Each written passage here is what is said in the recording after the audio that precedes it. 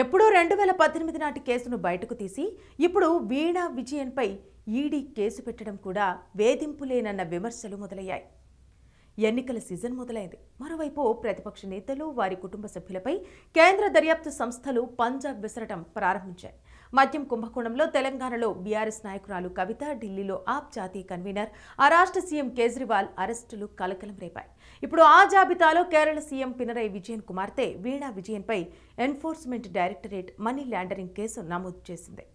Cochin minerals and rutile limited అనే సంస్థ వీణా విజయన్కు చెందిన ఎక్సాలాజిక్ సొల్యూషన్స్ కంపెనీకి 2018-2019 మధ్య అక్రమంగా 1,72,00,000 రూపాయలు చెల్లించినట్టు ఈడీ గుర్తించింది.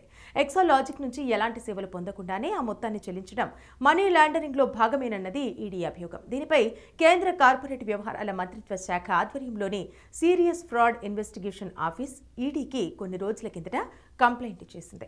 దాన్ని పరిగణలోకి తీసుకున్న ఈడీ వీణా విజయన్తో పాటు మరికొందరిపైన మనీ లాండరింగ్ ప్రివెన్షన్ యాక్ట్ కింద కేసులు నమోదు చేసింది. ఎన్నికల ముందే ఎందుకు ఈ హడావిడి? నేరాలు, ఆర్థిక అవకతవకలు, ఇలా రకరకాల అంశాలపై సరిగ్గా ఎన్నికల ముందే ఈడీ, ఫెమా లాంటి సంస్థలు కేసులు పెడుతుండటం రాజకీయంగా రకరకాల విశ్లేషణలకు దారితీస్తోంది.